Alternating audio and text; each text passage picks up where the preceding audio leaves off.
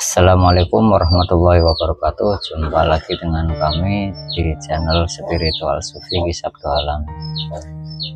Banyak yang mengira ketika kita nanti di akhirat dihidupkan kembali masih dalam bentuk wujud yang sama, kan begitu ya, ataupun wujud manusia yang wajahnya atau rupanya masih sama, kan begitu. Padahal di dalam Al-Quran sendiri belum tentu kita akan mengalami hal itu, karena begini, kecenderungan kita di masa lalu itu seperti apa, disitulah nanti perwujudan kita itu akan menjadi seperti itu. Jadi seperti yang difirmankan oleh Allah di dalam Al-Quran di surat Al-Isra, salah satunya ayat 49 sampai 51. Saya bacakan artinya saja ya. Dan mereka berkata, apabila kami telah menjadi tulang belulang dan benda-benda yang hancur, apakah kami benar-benar akan dibangkitkan kembali sebagai makhluk yang baru? Di ayat selanjutnya, katakanlah Muhammad, jadilah kamu batu dan besi.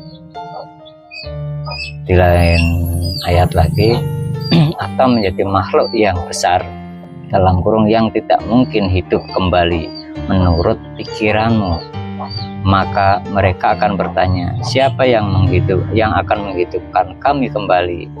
Katakanlah, yang telah menciptakan kamu pertama kali. Lalu mereka akan menggeleng-gelengkan kepalanya kepadamu dan berkata, kapan kiamat itu akan terjadi? Katakanlah, barangkali waktunya sudah dekat. Nah,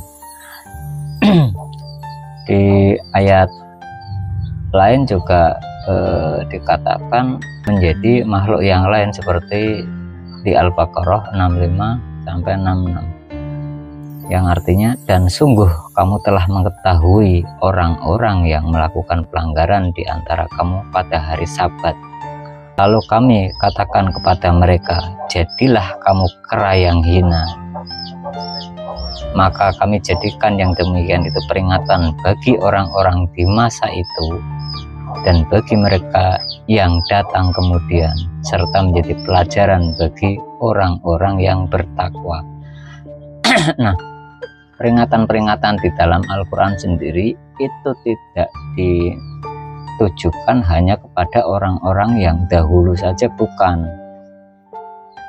Di sini bagi orang yang masa akan datang, ya diantaranya di zaman kita ini, begitu. Makanya kita harus hati-hati di dalam kehidupan ini. Jadi bisa jadi di kehidupan yang akan datang, ketika masa ataupun hari kebangkitan, itu kita akan menjadi makhluk dengan rupa atau wujud yang lain sesuai dengan kecenderungan kita di masa hidup saat ini, gitu. Nah, rupa-rupa itu akan mewujud seperti apa? Ya seperti gambaran-gambaran hawa nafsu yang ada pada diri kita, pada dasarnya begitu. Karena perwujudan hewan ataupun perwujudan lain itu tidak jauh dari gambaran hawa nafsu itu tadi, atau disebutnya kalau secara ininya nafsu kebinatangan, bahasanya gitu ya. Nah, ini yang harus kita introspeksi, karena apa? Hakikat ruh yang belum suci itu belum bisa kembali ke hadirat ilahi. Jadi akan didaur ulang kembali sampai dia menjadi suci dan baru bisa kembali kepada sang ilahi itu tadi. Yang ini yang harus kita cari di kehidupan pada saat ini, agar di kehidupan mendatang setelah kita ataupun jasmani kita tutup usia itu, syukur-syukur seandainya kita belum bisa kembali, syukur-syukur menjadi manusia kembali dan bisa dipertemukan, tapi itu sangat sulit sekali, karena pada saat ini tuh kita sudah menjadi manusia. Jadi ibarat dimensi-dimensi makhluk kita bisa disebut dimensi tingginya karena kita sudah melewati dimensi hewan, dimensi nabati atau tumbuh-tumbuhan, dimensi benda. Nah, pada saat inilah kesempatan kita, karena jarak antara menuju Tuhan yang terdekat itu ya manusia ini ditambah dengan jin. Makanya yang diperintahkan untuk beribadah itu hanya jin dan manusia, seperti yang termaktub dalam Al-Quran, wa ma khalaqtul jinna wal insa illa liya'budun. Jadi Allah menciptakan jin dan manusia kecuali hanya untuk beribadah. Poinnya intinya itu. Jadi yang diperintahkan ibadah itu ya jin dan manusia. Maksudnya pada saat-saat ini dimensi kita sebagai manusia itulah yang lebih dekat arahnya untuk pulang ke hadirat ilahi itu tadi. Jadi harus kita introspeksi diri gitu. Dan yang jadi masalah, tanpa guru pembimbing, guru cahaya, guru rohani, itu mustahil kita bisa membersihkan hawa-hawa nafsu yang ada dalam diri kita. Karena hanya guru pembimbing sajalah yang mampu menuntun kita untuk membersihkan diri.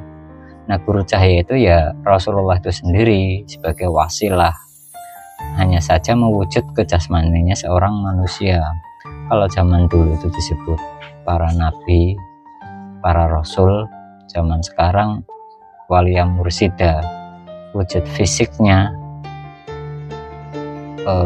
ulil amri minkum, di ulama di zamanmu sendiri, di zaman kita sendiri gitu.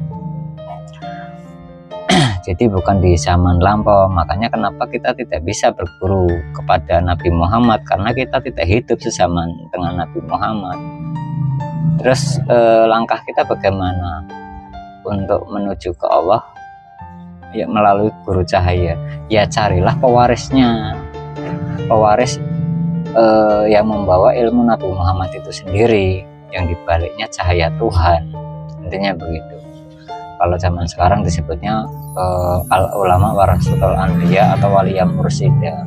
Nah, di situ juga ada bentuk fisiknya, wujudnya, yaitu seorang manusia. Sama ketika zaman Nabi Muhammad pun wujud fisiknya Nabi Muhammad ya manusia gitu. Tapi di baliknya ada cahaya Tuhan atau Nur Muhammad atau guru sejati kalau di dalam ilmu Jawa gitu ya. Itu yang harus kita cari. Yang kita cari itu pewarisnya, pembawanya. Jadi bukan kita berangan-angan ke masa lampau, bukan. Jadi pada dasarnya sebelum kita menemukan guru sejati yang ada dalam diri kita, temukanlah dulu pembawanya. Tidak bisa kita tiba-tiba karena membaca kita mencari guru sejati sendiri ataupun Nur Muhammad sendiri dalam diri kita. Itu pasti akan diselewengkan sama iblis gitu. Karena hakikatnya kita itu harus berguru dulu, karena syarat berguru itu wajib, tanpa itu mustahil. Jadi pada dasarnya Tuhan itu tidak bisa kita kenal secara acak. Karena yang mengenalkan Tuhan kepada manusia sebenarnya ya Tuhan sendiri gitu. Jadi sesuatu hal yang maha gaib, istilahnya begitu, tidak mungkin bisa dikenal kita sebagai manusia yang wujud jasmani. Kita sulit menggambarkan, maka dari itu Tuhan melalui cahayanya itu mengenalkan dirinya kepada manusia agar kita bisa terhubung. Nah, disitulah konsep wasilah. Tuhan sendiri agar dikenal kepada makhluknya itu menggunakan wasilah. Nah, kita hanya sekedar makhluk ciptaannya, ingin mencapai kepada Tuhan, menuju kepada Tuhan, malah tidak mau memakai wasilah. Itu namanya su'ul adab. Tuhan saja loh yang menciptakan itu untuk dikenal menggunakan wasilah. Lah kita kok mau melampaui batas, melampaui Tuhan. Itu yang harusnya jadi introspeksi diri kita. Memang ketika kita berguru itu kita pasti akan ego, kita akan dibantai. Karena apa? Rata-rata manusia itu ingin menjadi guru, itu hawa nafsu itu. Makanya hati-hati. Jadi hakikat cahaya Tuhan itu hanya ada satu yang menjadi perwujudannya di setiap zaman. Nah, kenapa kok kita enggan untuk berguru gitu, berguru kepada seseorang yang di dalamnya ada cahaya Tuhan? Karena ego kita merasa kita sudah pandai, kita sudah pandai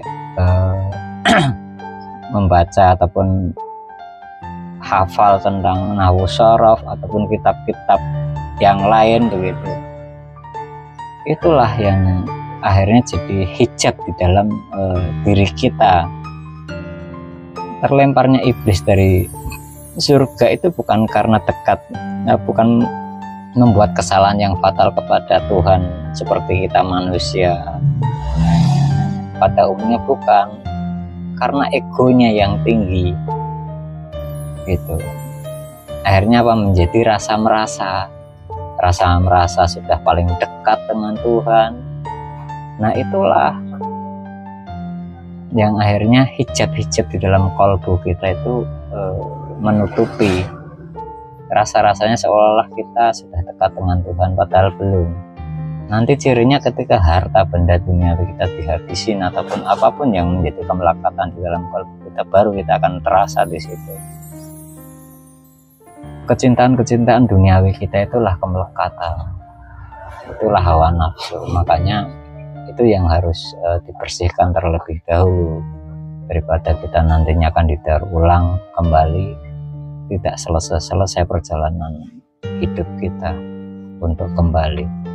Jadi saya bacakan lagi, diantaranya ada di surat Toha ayat 55. Dari bumi dalam kurung tanah itulah kami menjadikan kamu, dan kepadanya kami akan mengembalikan, dan daripadanya kami akan mengeluarkan kamu pada kali yang lain. Nah, di ayat ini manusia itu diciptakan itu ataupun dihidupkan itu di bumi, pada dasarnya begitu, dan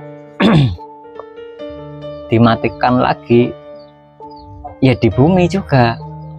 Nah, di ayat ini juga itu ketika kita dilahirkan kembali masih di bumi, hanya saja waktunya yang berbeda gitu, ataupun masanya. Nah, pada dasarnya dunia yang kita alami pada saat ini aslinya akhirat kita di masa lampau ataupun di masa kehidupan yang lampau gitu. Jadi kalau pada saat ini kita sudah dijadikan manusia, itu sudah termasuk dimensi yang paling tinggi di antara makhluk. Makanya manfaatkanlah sebaik-baiknya. Kalau tidak, nanti ketika jasmani kita berpulang, ya kita akan turun derajat lagi. Dimensinya bisa menjadi hewan, bisa menjadi tumbuh-tumbuhan atau nabati, bisa menjadi benda-benda, bahkan bisa menjadi seperti siluman. Itu yang harus kita introspeksi dalam diri kita. Jadi jangan sampai kita sudah merasa beragama, merasa kenal Tuhan, karena tidak mengikuti tata cara yang diajarkan para nabi, akhirnya seluruh ibadah kita sia-sia. Itu yang harus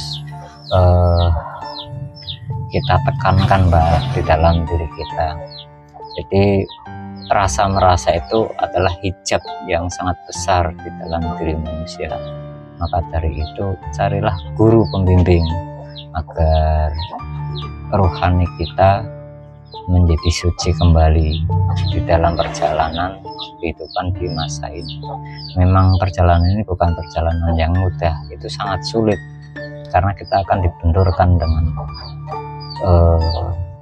kemelekatan hawa nafsu yang di situ harus kita lepaskan, dan pasti rasanya juga akan sakit. Karena apa? Kita sudah terlanjur sangat mencintai akan duniawi ini gitu. Baik, sementara ini dulu yang bisa kami sampaikan. Terima kasih kepada saudaraku dimanapun berada. Salam rahayu, salam bahagia selalu, salam Indonesia bersatu. Wabillahi taufiq wal hidayah. Wassalamualaikum warahmatullahi wabarakatuh.